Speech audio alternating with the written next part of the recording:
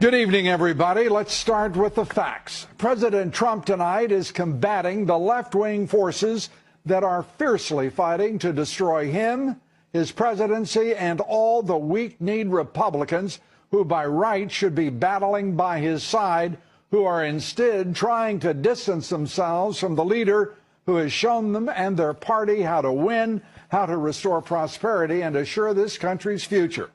President Trump is now engaged in what appears to be certainly a mortal contest for the nation's soul, for the American dream, our middle class, working men and women and their families, a full-on struggle for the American way, for the populist values that got him elected. President Trump is the target of the left-wing judiciary as well, of the manufactured fears of the hysterical Senate Dems led by Crying Chuck, as the president calls him, all working to block the president, the millions who voted for him, and his agenda. The same obstructionists who stalled the confirmation of President Trump's cabinet nominees now threaten to block and frustrate the president's pick for FBI director. The hell the Dems say with national security, the Constitution, and simple decency. And now the Washington Post reports that President Trump charges that level today that he lifted the veil on classified intelligence to the Russians, in particular the Russian foreign minister and ambassador who he met with in the Oval Office last week. The president, again, according to the Washington Post report, shared information about the Islamic State with Lavrov and Kislyak, according to unnamed current and former officials cited by the Post, which in this highly partisan era is hardly the best way to expand the body of public knowledge on any topic. Secretary of State Rex Tillerson, National Security Advisor H.R. McMaster, and Deputy Advisor Dina Powell attended that meeting, and all of them say no intelligence methods or sources or military operations were revealed whatsoever. Now I'm joined by Michael Goodwin, Pulitzer Prize-winning columnist for the New York Post, Ed Rollins, the Dean we call him, veteran of 10 presidential campaigns, and delightful to have you with us. I've got to start right here. We're talking about the Washington Post, for crying out loud. They've been knocked down by the White House. Right. This rises to the level, or to the depths, of pure scurrilous conduct on the part of the Post. Well, look, the New York Times today had an off lead of the newspaper saying the Republicans are moving away from Trump, the Senate Republicans. Mm-hmm. I read 3/4 of the story. There were no names mentioned. I mean, so this is now a competition to see who can out-scandalize each other paper. It's really between the papers, in a way, to be the most anti-Trump of the day. Anti-Trump is one thing. To call them fake news is another. This goes beyond fake news. This is subversion. This is a campaign of disinformation. And this is also Jeff Bezos and his billions saying he's got the budget for the Post to say the hell with journalistic standards and ethics, no matter what. Well, the danger is the president has a very important week. Tomorrow he's meeting with the president of Turkey, a very important ally of ours who has some issues with us. He leaves Friday on his first foreign trip. And this is a story he now is going to spend the next 3 or 4 days knocking this story down. And I hope not. I hope not. But you know that's what it's going to be. It's going to be. Well, I don't. I would argue that the people who are in the room, I know Dina Powell, I don't know Tillerson, these are people with great integrity. If they say it didn't happen, it didn't happen. Now, the critical thing here is if it did happen, or who basically said to the Post that it happened, that's what we need to find out. And I think this has been the leakiest White House I've seen in my 50 years. Leakiest. But, well, maybe that's not a proper word. No, it's a hell of a good word. It's like about 4 It's accurate, too. And it's just, I mean, I said I've been around a long time, and I've never seen one like this where so many people with an agenda inside, not just outside, inside, to damage this president. Is there any reason, and I'm going to answer this question very quickly of Ed, Michael, is there any reason a White House wouldn't have the resources to chase down these leaks in this day and age? I mean, this is this. No, absolutely not. This is crazy that it's being tolerated. No, and I think the problem is that there have been, you traditionally don't think your top people are going to ever do these kinds of things to you, but they're doing it. And so my sense is I would demand to Jeff Sessions, who can't deal with other stuff, but Jeff Sessions certainly can deal with this. The CIA can basically get in there. And you just need to go find out who's doing this. Well, that's the bottom line as far as the leaks. This appears to be created out of whole cloth. Yeah. This is preposterous on the part of the Washington Post. And this is the Secretary of State's statement. Let me quickly read that. During President Trump's meeting with the Foreign Minister Lavrov, a broad range of subjects were discussed, among which were common efforts and threats regarding counterterrorism. The statement goes on. During that exchange, the nature of specific threats were discussed, but they did not discuss sources, methods, or military operations. That is from the Secretary of State himself. Well, and I think McMaster and as Ed said, Dina Powell. So were there other administration people in the room? Because those three have all denied the Washington Post charge. So were there others in there who are saying something different? I think that if you're looking for leaks, they should be grabbed by the ears. I was going to say and brought out in front of cameras and microphones. That's the place to start. I mean, somebody is a source for this, and maybe there's more than one source. You know, I don't know that that's true anymore. This little habit that has grown up between the Times and the Post of unnamed sources, I personally put no credence in it whatsoever. They are manufacturing what the president calls fake news. There are too many stories day after day after day. Well, why in the world does anybody pick up the Post or the Times But I would say anymore? that a lot of these stories do cite people close to the president. Well, they cite it, but they also make charges about methods and sources. But I think, Michael, the point is, neither has to be true.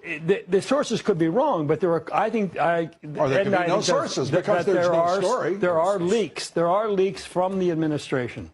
Yeah, well, there are leaks. This is disgusting conduct. And by the way, the national, I mean, all of the journalism magazines, ethics organizations, not a word being said. Not a word. The problem is you and I can both say it's fake news. We don't believe it, but there's a lot of people out there who do. There's a lot of people who want to take this president down.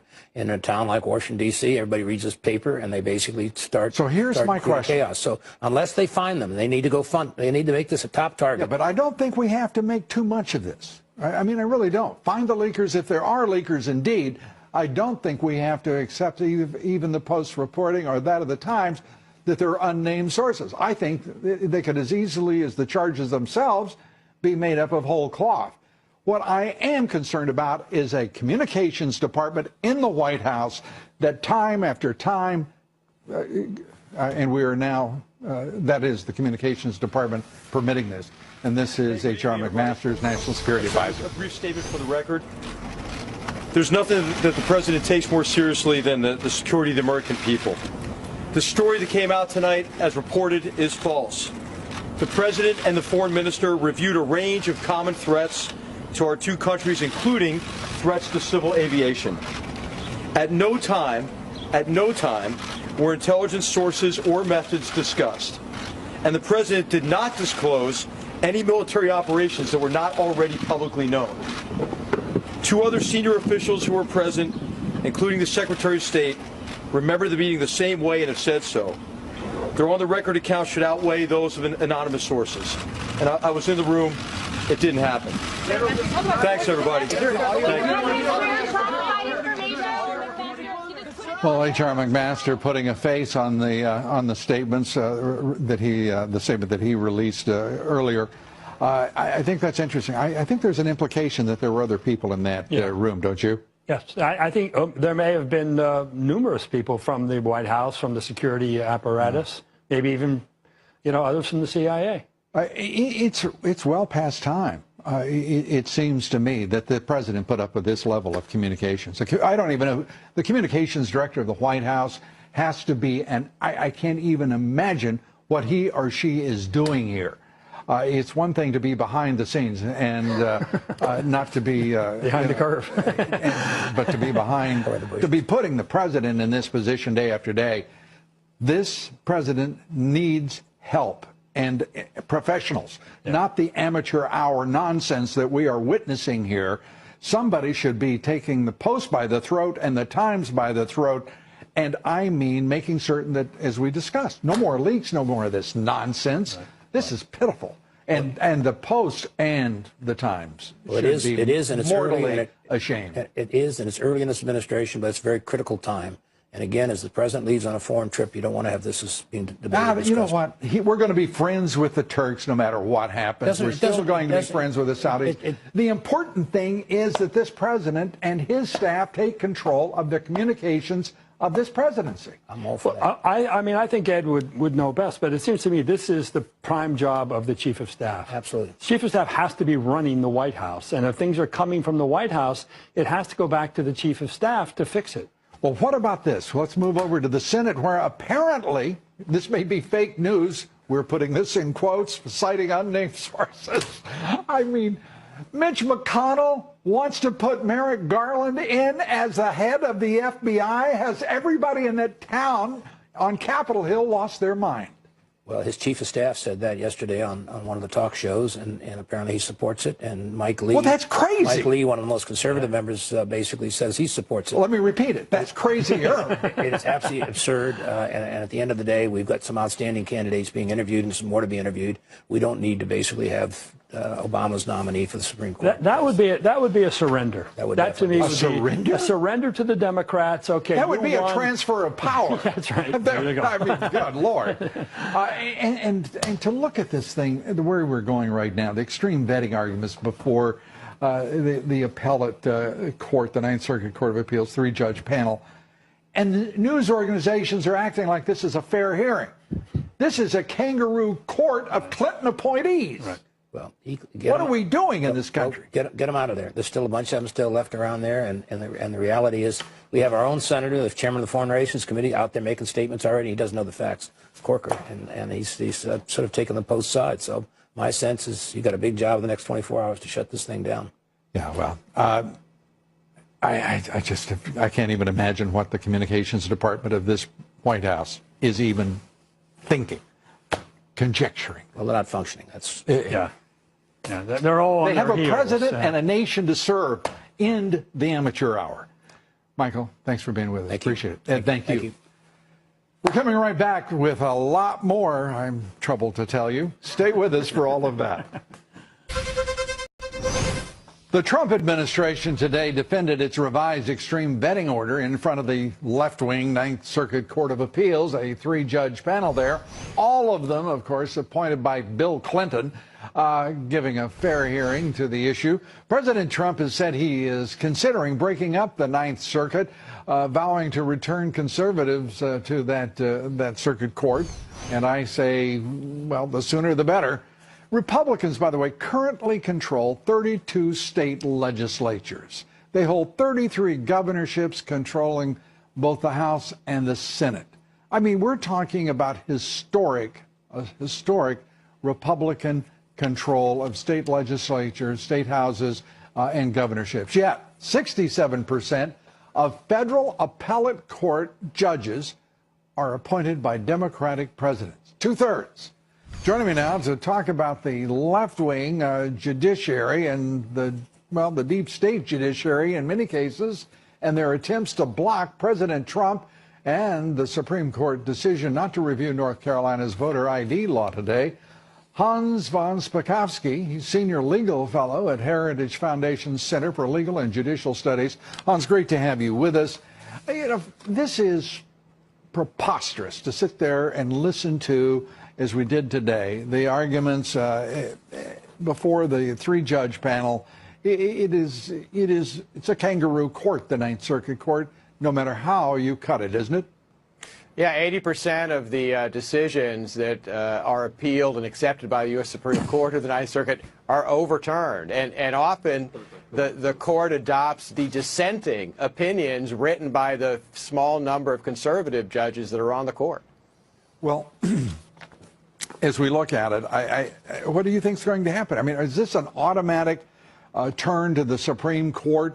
Are we just wasting time here at the Ninth Circuit Court level?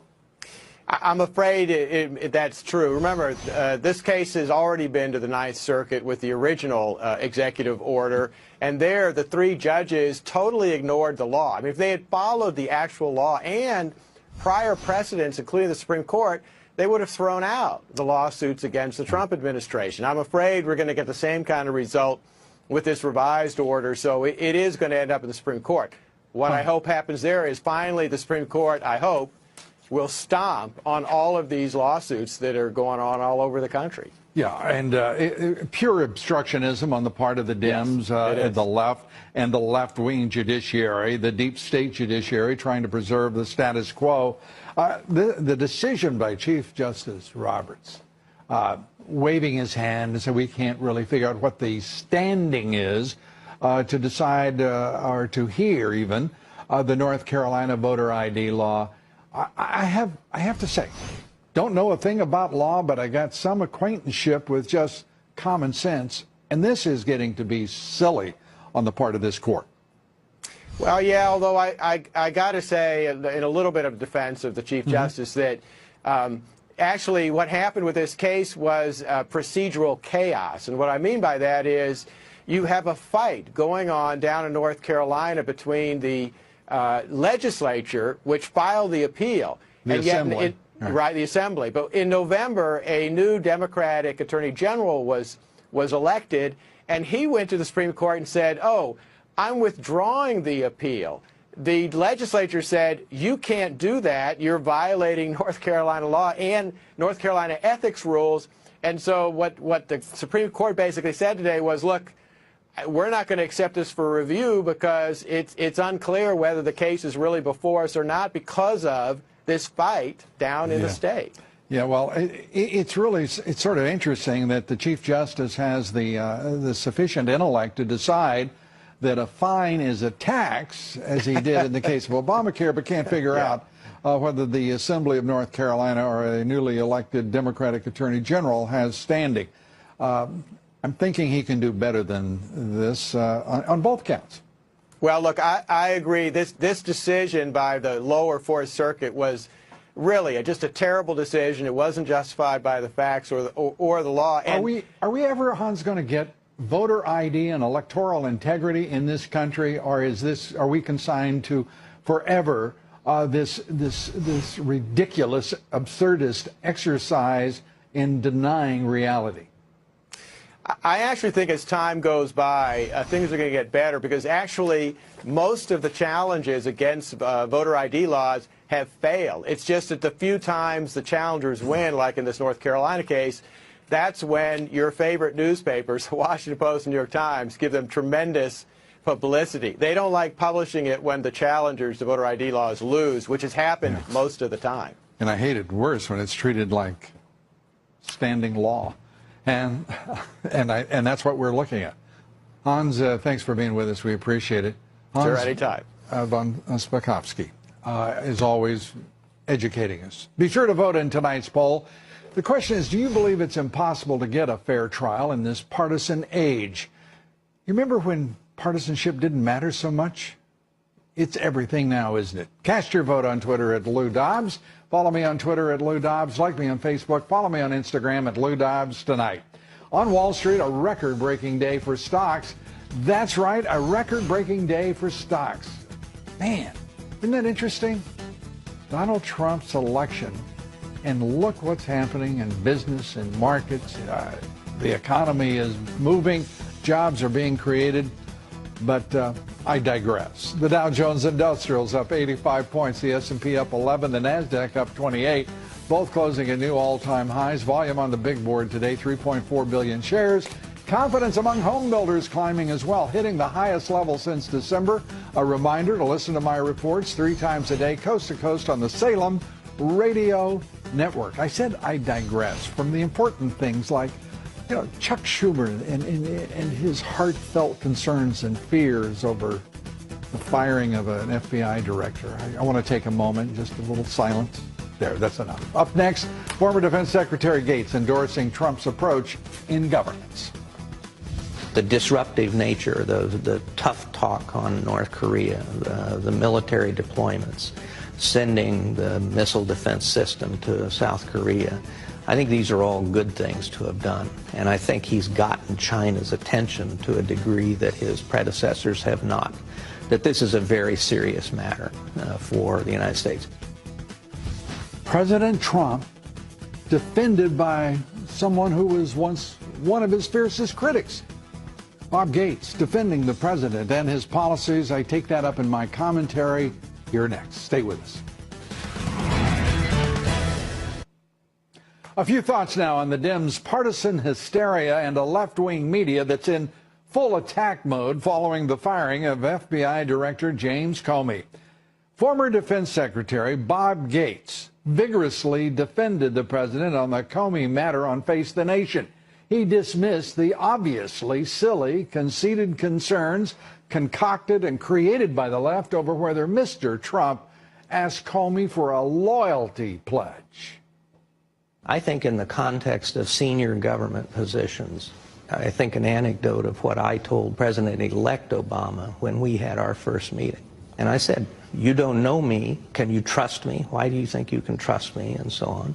But at the end, I said, "You can count on me to be loyal to you. I will not leak. I will keep my disagreements with you private. And if I cannot be loyal, I'll leave."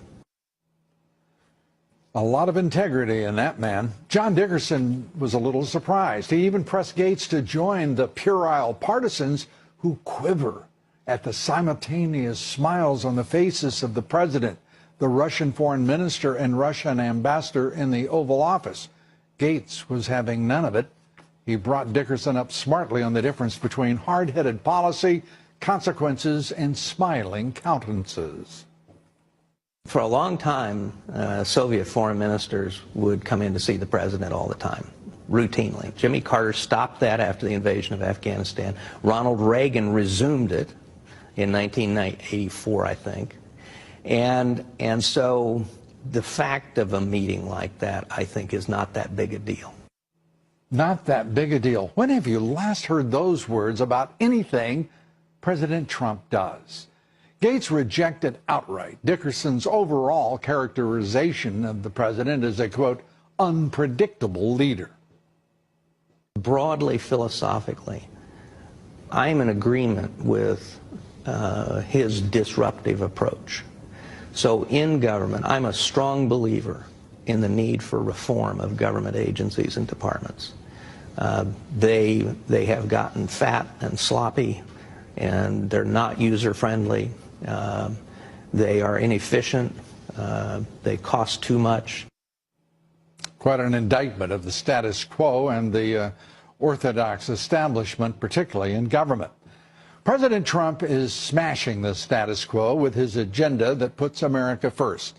Dickerson and Face the Nation folks must surely tonight still be in shock that somehow they found and then booked on their hyper-partisan show one of the establishment's stars whose integrity survived his lengthy and valuable public service.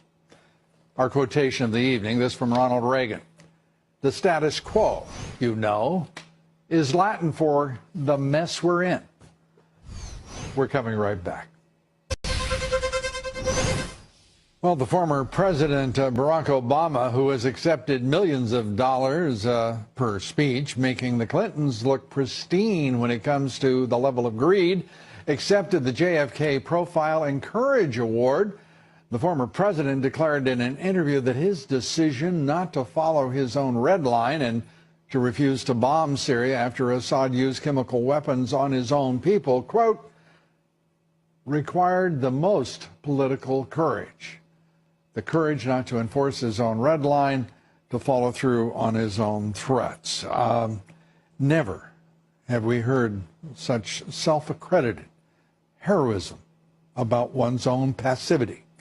Well, joining me now to discuss the former president's Syria claims, the cyber threat, much more, senior fellow with the London Center for Policy Research, Lieutenant Colonel Tony Shaffer. Hey, Can you imagine a former president saying that he was, I don't know why we should be surprised.